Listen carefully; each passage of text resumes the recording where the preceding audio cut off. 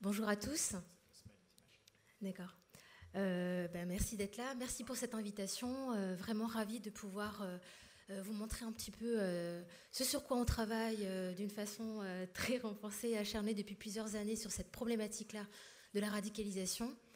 Sans revenir sur ce qui est dit depuis ce matin, qui est véritablement tout à fait intéressant sur les problématiques de radicalisation qui nous incombent, à savoir d'où ça vient, à savoir comment nous-mêmes se positionner. Donc, par rapport à cette présentation brève, donc notre service, c'est un service ARCA de criminologie appliquée. Donc, nous avons un pôle recherche, notamment sur cette problématique-là, de formation aussi et de prise en charge de personnes auteurs victimes. Donc, nous avons à cœur de pouvoir non seulement élaborer des outils pratiques pour des professionnels de terrain, notamment sur l'évaluation, l'accompagnement de publics vulnérables, mais également nous-mêmes allons confronter à ce public-là. Notamment, nous sommes en partenariat avec les préfectures pour des cas de signalement. Donc, nous rencontrons des personnes justement signalées, soit dans un processus de radicalisation, soit sous suspicion de radicalisation. Donc, que ce soit des mineurs, jeunes majeurs, et confrontés aussi aux problématiques de la famille. Également aussi, avec nos programmes que nous développons depuis plusieurs années au niveau national et européen, au niveau des services correctionnels, que ce soit suisse ou français. Je vous parlerai aussi dans un deuxième temps du projet européen dans lequel on s'est investi sur la radicalisation et les personnes professionnelles formées. Donc voilà, nous avons eu à cœur de pouvoir aussi prendre part à cette recherche-action, notamment sur ces problématiques-là de publics concernés. D'accord, il n'y a pas d'image. Il n'y a plus de texte, d'accord. C'est pas grave, j'ai tout en tête. Très bien. On a l'essentiel du visuel qui sont nos outils. Alors, par rapport à cette problématique-là, bien sûr, ça concerne les associations, notamment qui vont à un moment donné être pris à évaluer ces publics-là, soit déjà dit dans un processus de radicalisation, soit en suspicion. Encore une fois, sur quels critères nous pouvons nous arrêter là-dessus? Est-ce qu'il y a justement des évaluations un peu structurées comme ça? Comment travailler aussi en pluridisciplinarité avec d'autres collègues sur ces problématiques-là? Donc, nous sommes du coup confrontés à des sujets soit en prévention qui rencontrent des vulnérabilités radicales, soit sur le champ d'idéologie ou d'engagement, voilà, dans le champ judiciaire ou hors judiciaire. Donc, l'idée, c'est de déployer des outils opérationnels spécifiques, avec notamment nos protocoles césure, pour faciliter l'appropriation des professionnels à l'évaluation et au suivi de ces personnes-là. Ces personnes-là, qui sont-ils, si ce n'est soit en prévention secondaire ou tertiaire, comme on peut dire, des personnes déjà sous infraction terroriste, d'ITIS, des infractions de droit commun avec une suspicion quand même de radicalisation derrière, ou alors des personnes signalées par les préfectures ou par justement le fameux numéro vert, d'une suspicion, d'une vulnérabilité, on ne parlera jamais de dangerosité, d'une vulnérabilité de ce public-là, et de savoir finalement qu'est-ce qui est en jeu là-dedans. Nous partons du principe qu'il s'agit aussi d'une possible identité en vulnérabilité de ces personnes-là, qui est susceptible à un moment donné de s'investir dans une forme d'idéologie radicale ou alors d'engagement. Donc dans cette phase de recherche, je te laisse présenter. Bonjour tout le monde. J'essaie d'être très concret, mais c'est vous présenter où on en est. Après, je laisserai Linda représenter les outils et finalement, qu'est-ce qu'on a construit. Les objectifs de la recherche étaient très, très clairs. Il fallait former des professionnels aux problématiques de radicalisation. Donc, que disent actuellement les articles scientifiques sur la radicalisation? Quels sont les modèles? De quoi on peut s'inspirer aujourd'hui? Et qu'est-ce qui est applicable en France? Par rapport à ça, expérimenter avec eux différents outils qui existaient déjà. L'objectif était de co-construire avec eux un outil après qui serait généralisable dans les deux fédérations et qui serait mobilisable sans avoir de grandes connaissances sur la radicalisation ou une grande maîtrise de la technique. Donc, quels sont les outils très concrets ou quel est le modèle très concret que l'on pourrait appliquer sans s'improviser expert sur la radicalité? C'était notre objectif. Donc, de se dire qu'on aurait déjà un dialogue commun, une harmonisation commune d'un point de vue national dans les deux fédérations et après des montées en compétences avec des outils plus spécialisés. Mais il nous fallait déjà construire une base commune. Donc, on a expérimenté différents outils, ceux que Linda présentera juste après, et du coup on aura les retours des professionnels par rapport à ces outils-là qui existaient avant et qui ont pu être testés très concrètement. Et moi, je reprendrai la main après pour vous présenter l'outil de base, on va dire un peu l'outil initial qui a été construit et qui pourrait se généraliser, qui sera expérimenté demain auprès de plus de 20 personnes représentant justement des structures sur l'ensemble du territoire, pour voir si cet outil pourrait être généralisé, être une bonne base de partenariat, d'harmonisation, etc. Donc on en est à la moitié de la recherche, dans le sens où là nous sommes dans la phase 2, et la phase 3 est de tester ce nouvel outil qui a été créé spécifiquement. Donc la fin de la recherche action sera la présentation de résultats quantitatifs et qualitatifs sur ce nouvel outil qui a été créé, comment il a été finalement perçu par les professionnels. Voilà, je reprends la main tout à l'heure. Alors, pour un peu s'y situer, les protocoles, bien sûr, on s'est inspiré des modèles existants sur la radicalisation pour déjà réfléchir à une modélisation d'une méthodologie concrète, savoir de quoi on parle. Il y a beaucoup de concepts clés autour de la question. Et notre défi aussi, c'est d'harmoniser non seulement les pratiques, mais aussi d'harmoniser les concepts liés à la radicalisation, de quoi on parle. Pour ce faire, nos interventions, d'une manière très pratique, s'inspirent sur des approches comportementales, cognitives, émotionnelles et motivationnelles. Donc des différentes approches comme ça, donc dans l'entretien motivationnel, où ça répond finalement à aussi une certaine posture du professionnel là-dedans qui met la personne en disposition aussi collaborative avec. Comment rentrer en contact avec une population qui à un moment donné se radicalise et contre cette altérité de l'autre. C'était la questionnement aussi des professionnels. Ça se base aussi sur une approche où on met la personne au centre de ses besoins. C'est elle qu'on va interroger. Également sur la mindfulness, également sur des inspirations de courants actuels psychologiques, mais également criminologiques, tels que la justice restaurative, c'est-à-dire comment la communauté restaure finalement le lien social avec la personne. Il y a également aussi le Good Life Model, c'est notre approche un peu centrale pour des raisons effectivement d'approche centrée sur la personne, sur ses besoins fondamentaux, qui sont inspirés aussi de nos modèles temporels, où on va ici parler un petit peu de l'identité de la personne. Si on prend toutes ces interventions pratiques d'inspiration psychologique, criminologique, voilà, on entend justice restaurative, on entend tout ça. Bon, c'est plus facile avec des supports visuels, mais on imagine bien ces modélisations d'inspiration. On peut dire que pour nous, la problématique de la radicalisation, on n'y va pas frontalement en demandant à la personne si elle est radicalisée ou comment approcher, nous, professionnels, ce type de public. On sait que c'est un processus, donc selon le processus, le degré, de quelle manière on peut s'adapter aussi nous-mêmes dans nos pratiques, dans nos savoir-faire, mais également, est-ce qu'il y a une spécificité de notre approche ? C'est aussi ça qui est intéressant dans cette recherche-action, c'est de pouvoir aussi mobiliser ensuite les retours d'expérimentation et réajuster nos modèles d'évaluation et d'accompagnement. On part du principe que, par rapport à l'approche du Good Life Model, qui est de centrer la personne au centre de ses besoins, interroger ses investissements, savoir ce qui existe dans sa vie autour d'elle, investissement, surinvestissement aussi. Notamment ici, on part dans une problématique, on va dire, même si c'est un contenu religieux, politique, on a quand même tout un pan de discours lié à une islamisation rigoriste menant pas à la violence, même si maintenant ça se généralise à d'autres types de radicalisation de pensée. N'empêche que la démarche est la même, c'est de voir finalement l'investissement et les surinvestissements de ces publics-là. En gros, ils occupent leur temps à faire quoi ? Et si cet surinvestissement-là, finalement, vient ou pas faire écho à leur identité, à leur valeur, est-ce qu'elle vient se cristalliser en contrepartie d'autres types d'investissements qui vont à un moment donné déséquilibrer la personne, voir un peu si ça se cristallise et à quel point, et si dans cette cristallisation de cet investissement qui est la religion ici, est-ce qu'il y a une proximité ou pas, une idéologie ? Si c'était le cas, on voit finalement le degré de proximité à une forme d'idéologie radicale ou d'engagement. Donc tout ça, c'est très identitaire. On va interroger également le temps. Dans cette approche temporelle, c'est le temps, à savoir si la personne, de quelle manière elle a investi cela.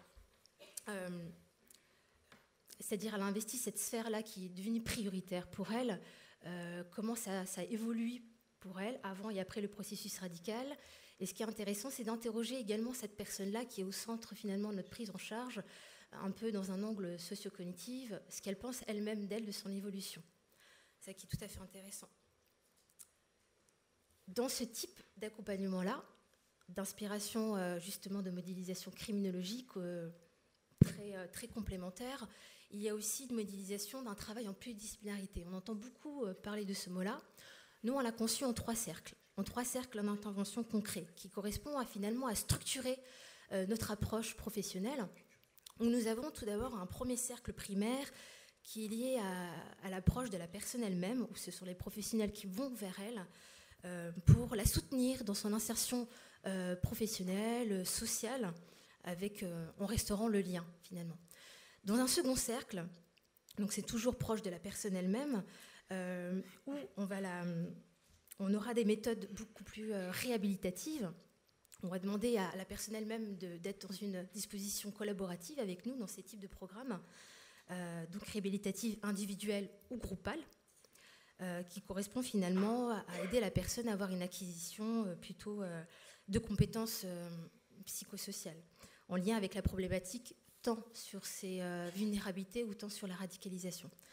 Dans un second cercle, donc tertiaire, ce qui nous concerne aujourd'hui, ça va être plus sur un processus d'évaluation qui va être coordonné avec plusieurs professionnels. Lorsqu'on parle d'harmonisation des professionnels, c'est de se dire, est-ce qu'on se réfère à des évaluations structurées, c'est-à-dire les mêmes items, on va observer les mêmes choses, et si nous n'avons pas la même fonction, c'est-à-dire être éduc, être psychologue, etc., est-ce qu'on peut croiser à un moment donné nos informations et en faire des données probantes? Donc l'idée, c'est de ce cercle tertiaire, c'est d'avoir des outils d'évaluation pour à un moment donné cerner un plan de suivi de la personne et réajuster à ses besoins. Donc effectivement, là, ce qu'on peut voir dans ces méthodes qu'on a pu utiliser, donc là, ces méthodes SPHERE ou McFly. SPHERE, c'est ce qui fait écho au Good Life Model, c'est-à-dire mettre la personne au centre de ses besoins. Donc nous avons, je ne sais pas si on a aussi les chéquiers. Non, nous n'avons pas les chéquiers, d'accord.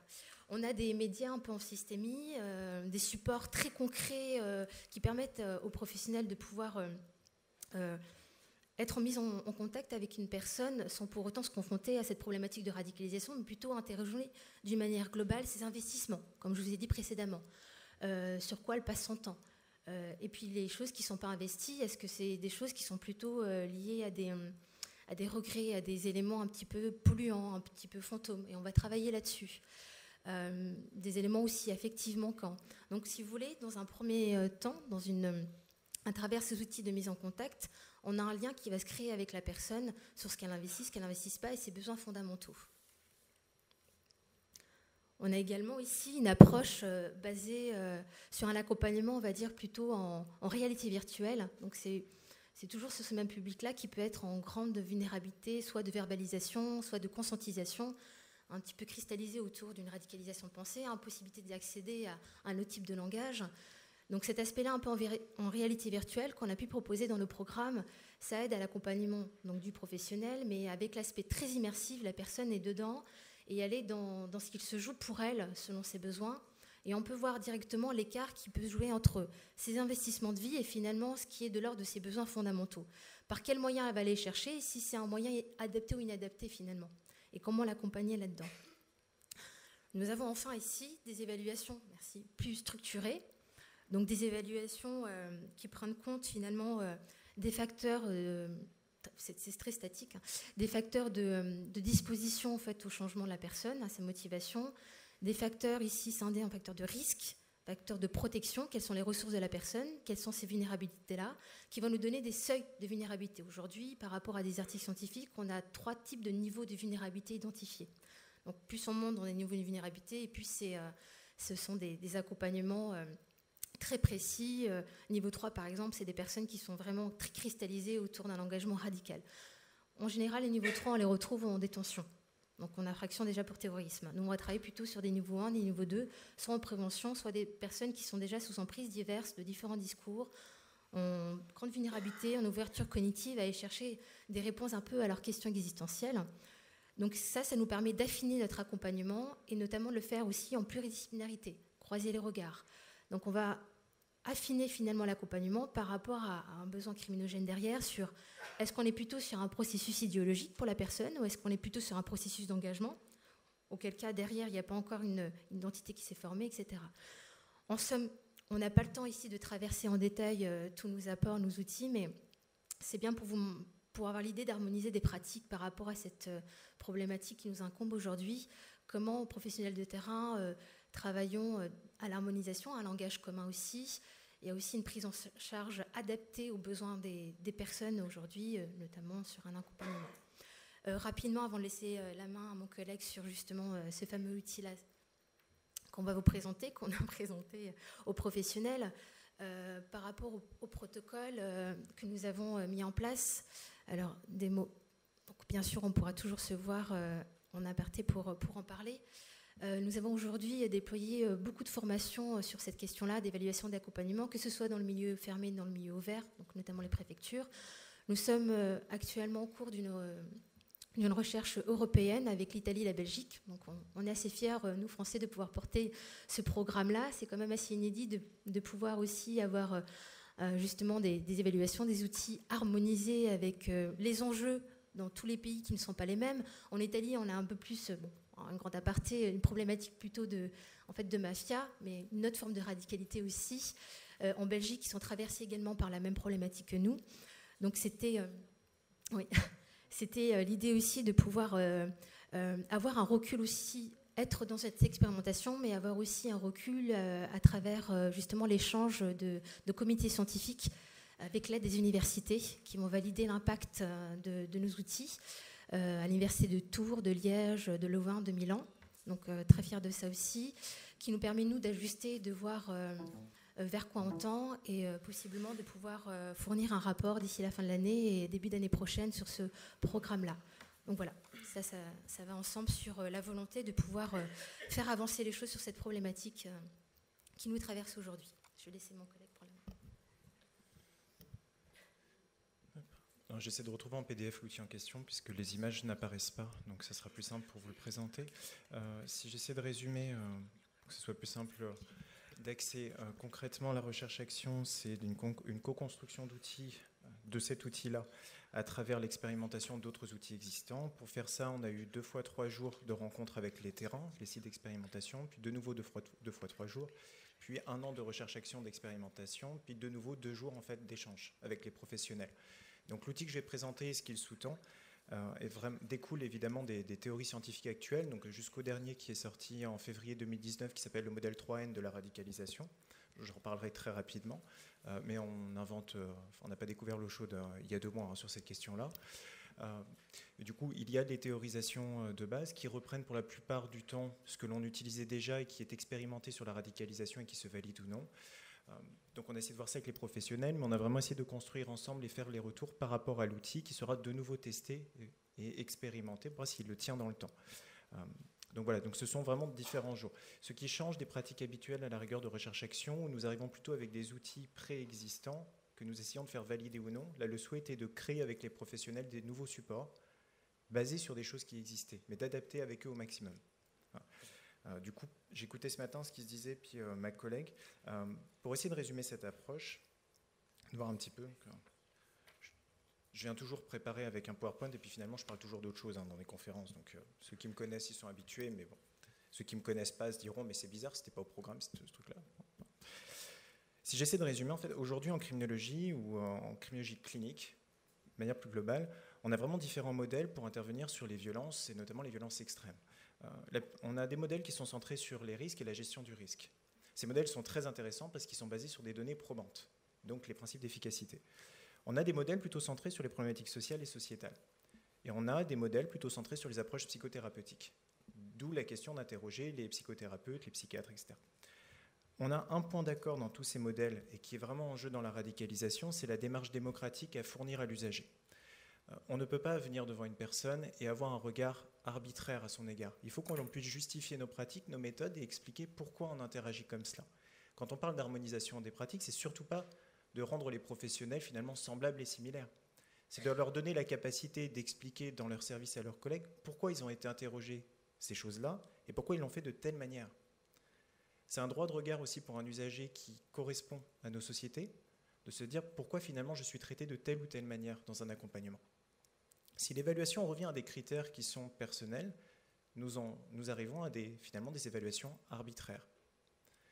Face à des personnes justement où on veut essayer de casser la notion d'arbitraire, que l'on veut remettre du libre arbitre et remettre des principes démocratiques forts, il est important d'avoir de nous-mêmes cette démarche. C'est un point d'accord dans les différents modèles. Au final, qu'est-ce qui se passe dans la radicalisation lorsqu'on la prend en charge? C'est une histoire. Il y a 2 personnes qui arrivent, un professionnel, une personne qui est là, 2 personnes qui se rencontrent et 2 personnes qui sont convaincues d'avoir raison. Et même quand on est emprunt au doute, nous les êtres humains c'est un peu spécial, mais on est convaincus d'être dans le doute. Donc on a toujours des convictions et des croyances bien précises. Quand les 2 personnes viennent et s'installent autour d'une table, il n'y a pas tout le réseau derrière. Il y a 2 personnes très concrètement dans un entretien, et donc toute la question c'est quelle est la méthode du professionnel pour gérer cet entretien, gérer l'être humain qui est en face d'elle. Par rapport à ça, on a les trajectoires de vie. Alors souvent dans les accompagnements, on se dit mais une trajectoire c'est quoi? Ce sont des pierres qui vont jalonner un chemin. Donc les pierres qui sont souvent derrière nous et qui ont tracé notre chemin, et on va essayer de reprendre un petit peu le chemin et l'histoire de la personne. Oui et non. La grande question aujourd'hui dans la radicalisation n'est peut-être pas tant des fois le chemin qui a été tracé que les pierres dans les mains de la personne et ce qu'il compte en faire. Donc quel est le chemin qu'il a envie de tracer? Donc on est toujours dans cette réflexion aujourd'hui à se dire quelles sont les perspectives futures, quel est le projet de vie de la personne. Par rapport à ça, cela définit la place très concrètement dans l'entretien. Si je suis face à une personne, finalement je regarde ce qu'il y a derrière elle et le chemin qu'elle a tracé. Si je me mets à côté d'elle, j'essaie de regarder où elle va, quelles sont ses directions de vie. Par rapport aux directions de vie, je m'intéresse profondément à ses valeurs. Qu'est-ce qui motive cette personne dans un projet de vie? À partir de ça, on peut se dire que finalement, ce sont différents courants humanistes qui portent cela, mais qui sont confirmés aujourd'hui avec le Good Life Model et avec d'autres approches scientifiques. Tout être humain porte en lui un projet de vie et une identité spécifique. Cette identité-là, elle est tournée vers un projet, donc tournée vers le futur, avec ou sans lui, parce que commettre un attentat, c'est un projet. C'est un projet tourné vers la société, tourné vers les autres, pour créer une identité et parler de soi. C'est aussi une définition de soi. Qu'est-ce que la personne a envie de faire particulièrement? Et lorsque l'on intervient professionnellement, on a une tendance qui est assez légitime à s'intéresser finalement à ce qui est à rectifier. Quel est le problème? C'est souvent notre question. Qu'est-ce qui pose problème? Où est le déficit? C'est comme ça qu'on l'approche en psychologie cognitive. Quel est le schéma problématique ou autre? Quel être humain porte en lui comme projet de vie de résoudre des problèmes? Non, si on veut arrêter de boire, c'est pour avoir une vie sans l'alcool, donc des projets de vie. Si on me propose d'arrêter de voir tel ou tel ami qui est finalement un réseau social négatif, qui me rend vulnérable, qu'est-ce qu'on me propose à la place? Quel est le projet de vie sans ces amis-là? Si je me suis éloigné de ma famille pour telle ou telle raison, et qu'on me dit il serait bien de reprendre contact avec ma famille, oui, mais pourquoi? Quel est l'intérêt pour moi de faire ça? Quel est mon projet de vie par rapport à ça? Donc regarder le passé n'est pas suffisant et regarder le fonctionnement de la personne n'est pas suffisant. La personne vient avec un projet. Si dans sa vie elle a été perturbée, s'il y a eu des événements de vie, la grande question c'est finalement quel est le projet de vie qui a été interrompu. Donc l'entretien vient beaucoup là-dessus et c'est vrai que plutôt que de regarder systématiquement les pierres lourdes dans les mains des personnes, c'est de se dire peut-être qu'ensemble on pourra envisager les différents chemins à construire. Le problème n'est peut-être pas la pierre lourde en question, c'est qu'est-ce qu'on compte en faire systématiquement. Et quand on échange comme ça entre professionnels ou même dans des conférences, même d'un point de vue théorique, on est tous d'accord. Mais combien de personnes face à quelqu'un de radical lui demandent mais concrètement de ton attentat, tu comptes en faire quoi en termes d'identité ou en projet de vie? Parle-moi de la vie une fois que tu seras mort. Qu'est-ce que tu attends de ça? Parle-moi de tes enfants qui essaieront de te rendre hommage après. Parle-moi de la personne qui va côtoyer ta femme quand tu seras mort. C'est quoi le projet de vie en fait? Qu'est-ce qu'il y a dedans? Quelles sont les valeurs personnelles et que je peux partager, parce que les valeurs humaines se partagent dans toutes les cultures? Quelles sont les valeurs qui portent finalement cette force en toi de tracer ce chemin-là? Donc on a cette possibilité. Vous savez, c'est la fameuse allégorie des 3 tailleurs de pierre. 3 minutes? Je peux le faire. 3 tailleurs de pierre. 3 personnes qui sont en train de tailler des pierres. La première vous dit, moi je taille une pierre. La deuxième vous dit, moi je construis un édifice. La troisième vous dit, moi je fais une cathédrale pour rendre gloire à Dieu. Techniquement, ces 3 personnes font la même chose. La question, c'est quel est le projet derrière? Par rapport à ça, on a les trajectoires. Finalement, où on en est en termes de connaissances scientifiques là-dessus. Nos expériences personnelles, individuelles et avec notre entourage, ce sont des questions de mémoire. Lorsque je traverse des événements, j'apprends cela grâce à des mémoires que j'ai dans mon corps et dans mon cerveau. C'est 10 puissance 11, le nombre de neurones qui portent les mémoires. Par rapport à ces mémoires, quand j'apprends des choses, je développe des réseaux de mémoire en interne. Donc je développe des apprentissages et des modes de fonctionnement, une façon d'interpréter le monde. Dans ces réseaux-là, qui peuvent constituer des schémas, peu importe, on a plein de façons de les appeler de manière différente selon les professionnels. Mais je développe en moi des ressources et je développe en moi des vulnérabilités.